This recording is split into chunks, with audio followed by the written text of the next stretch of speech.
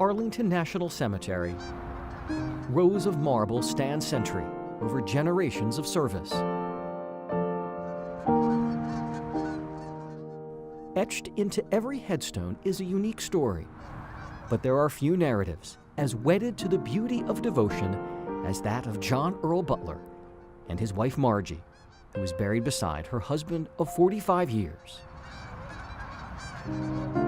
They met by happenstance on New Year's Eve 1942 in Chicago, falling quickly in love. But only weeks after these two met, this ace pilot in the Army Air Corps left for one of the war's most dangerous assignments. My parents were romantic, like a lot of people maybe in the 1940s during the war, and it was their plan to write a letter every day that they were away, and they numbered them and they kept track of things. There's letters.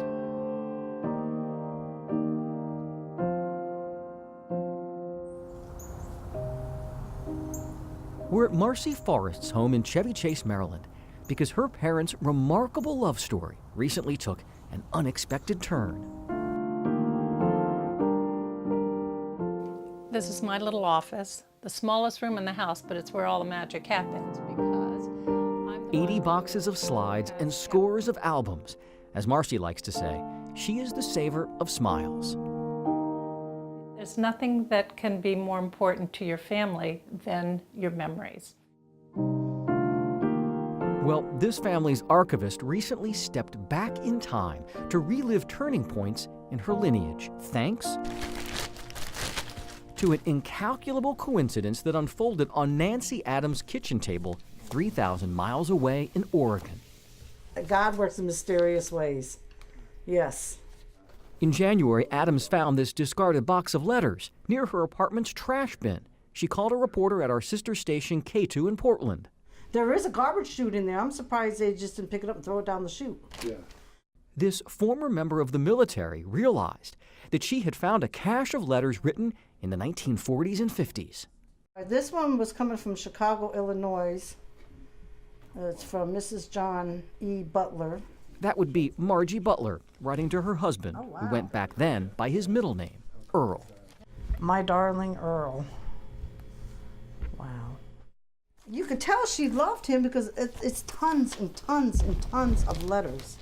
As it turned out, Margie Butler's son lost his mother's letters during a recent move in Portland. He was, of course, heartsick, embarrassed, felt guilty, didn't even tell us that they were lost. I'm kind of feeling excited. Find the family, give the stuff back to them. You know, it just makes me bubbly. A week later, those letters were in Marcy Forrest's living room in Maryland. This is the package. It's arrived from Portland. What she found inside Rip! Great. Okay, that was easy. included some of the missing pieces of her childhood. Okay. Wow. Over the next few hours, Forrest pored over a treasure trove of memories. Grandmother, great-grandmother. What was that?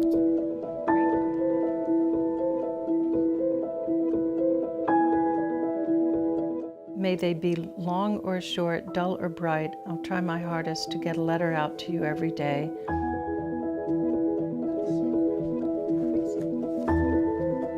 For 12 long years, during wars and conflicts from Europe to Southeast Asia, they penned some 400 letters.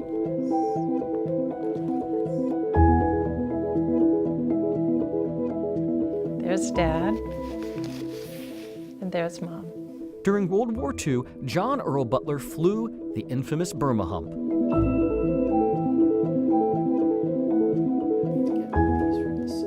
In case of a crash landing, his map was on silk. There's one side of the hump, Upper Burma. He ferried supplies to the Chinese over the eastern Himalayas, where we lost hundreds of planes and nearly 1,700 lives. For his valor, Butler was twice awarded the Distinguished Flying Cross. They would send out the planes about, half-hour intervals, and quite often the flight before him and the flight after him never came back. Butler returned home and started a family that blossomed. A few years later, this new father left again. November 16th, 1948. Dearest Earl, This time for missions in the Middle East. Nicosia, Dhahran. He would be gone for months. The day goes by pretty fast, but when that sun goes down, it's like my heart sinks with it, as such a longing for you comes over me. It makes me feel lonesome knowing you won't be coming home for dinner at this time, for a long time. While Marcy's younger brother was responsible for their mother's letters, she safeguarded her father's correspondence. What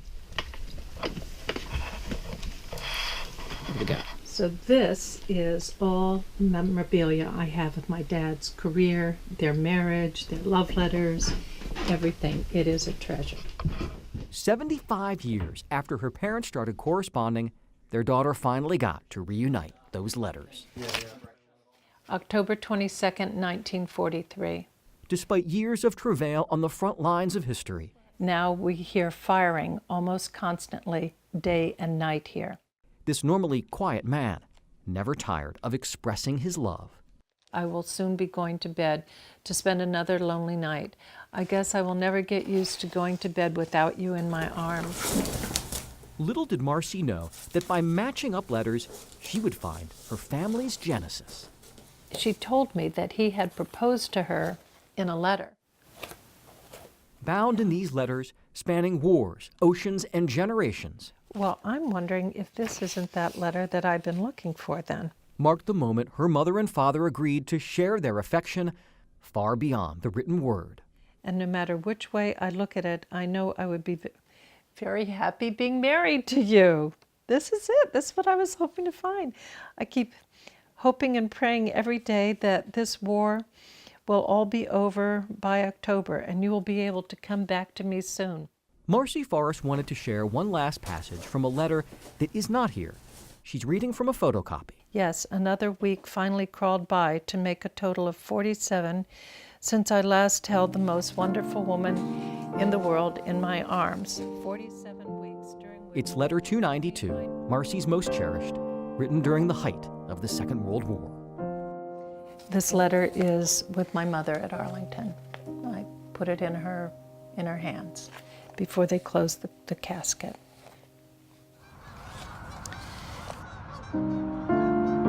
So we return to Arlington National Cemetery to witness a love timeless and true. John Earl Butler died in 1988 at the age of 70. After his wife passed away in 2010, their children decided to memorialize their parents' enduring commitment. Etched on her headstone, "My dearest Margie," the words that began so many of Butler's letters to his beloved. For ABC 7 Stories, I'm Jay Korf.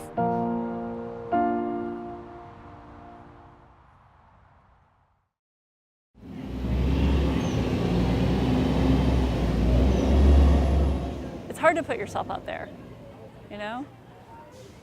But if you don't put yourself out there, you're not living big. Every day we face a critic inside ourselves, I'm not good enough or pretty enough ever. a voice damaging us I'm not worthy. with destructive self-talk. I'm stupid. The danger resides in believing the darkness to be true.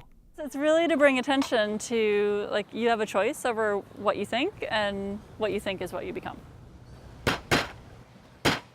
That's why Nancy Belmont, an expert on leadership, created a public installation called The Sanctuary this summer in Alexandria. So I'm pounding holes in paint can lids. Thousands of lids. I bought 4,800 paint can lids. No cans, just lids. They thought I was a little nuts. We're putting holes in them on either side of them so that they can be hung in the field behind us. She's driving holes into what used to seal in paint in order to open our minds.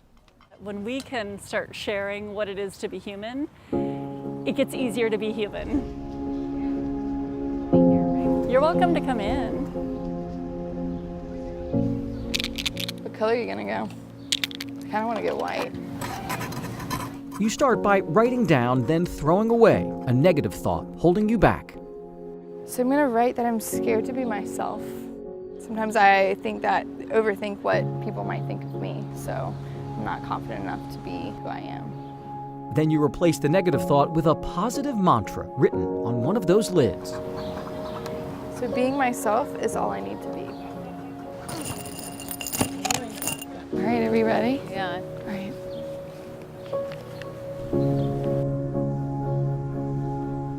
This is beautiful. This is really beautiful, and it's cathartic and it's healing.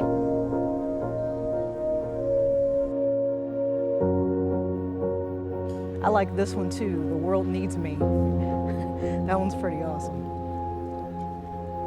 So you can't help but to get choked up.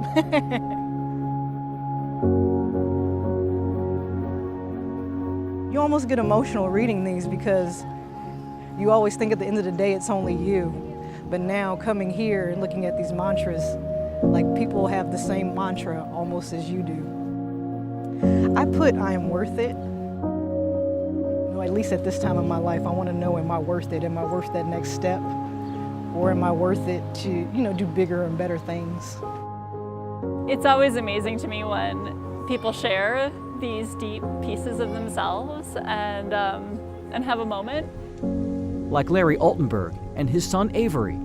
So I wrote I'm a great dad because my negative thought was that I'm not necessarily a great dad. I always wonder if I'm doing the right thing for them, if I'm helping them be the best that they can be by being the best that I can be. Maybe Avery's mantra, I will help people, put his father's worry to rest. I like to help people in the world because if the world's great, then everybody can be happy. My kids surprise me all the time.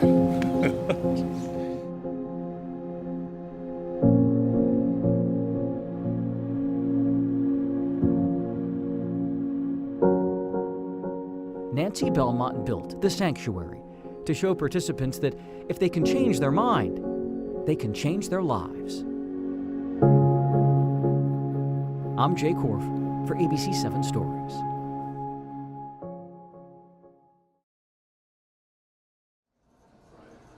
At Children's National Health System in Washington, the holiday spirit resonates, especially at the neonatal intensive care unit. He was born at 2 pounds 1 ounce, and now he's 4 pounds 10 ounces, so he's more than doubled his weight, which is very exciting to see him grow into a little baby. Where Axel's parents and Tristan and Trinell's parents cannot love their children enough. First few weeks of them being born was like a roller coaster. Was calling on God almost every day, every minute, every second. The hospital started a holiday tradition to ensure that parents, some in crisis, have a positive keepsake of their child. I think you like pictures, Axel. Yeah, I think you do. Photographer Elizabeth Ottaway snaps pictures of babies donned in costumes, some even gift-wrapped. That's very cute. It's nice to have some non-medical milestones and things to look forward to. For me, it's something that I do from the heart.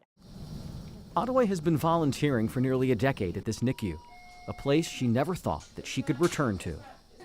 We always had hope that he was going to get better. 15 years ago, the Ottaway's premature son Alexander passed away in this NICU after living here for 5 months. I feel like Alexander's with me every time I'm in here taking pictures. So this is what keeps you going, take pictures and capture the moments of the NICU babies? Yeah.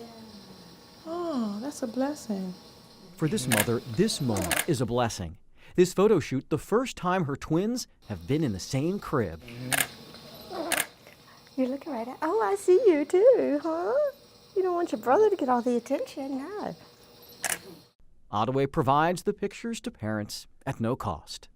She's a really good photographer. She really captures the moment, so it's really good. I feel like it helps me every time I'm here, and I feel like that's where I'm supposed to be. It's just, I feel like there's a reason that I'm here. Yeah, that's going to be great right there. Okay, 1, 2. Jay Korf, I would do one more like that. ABC 7 News.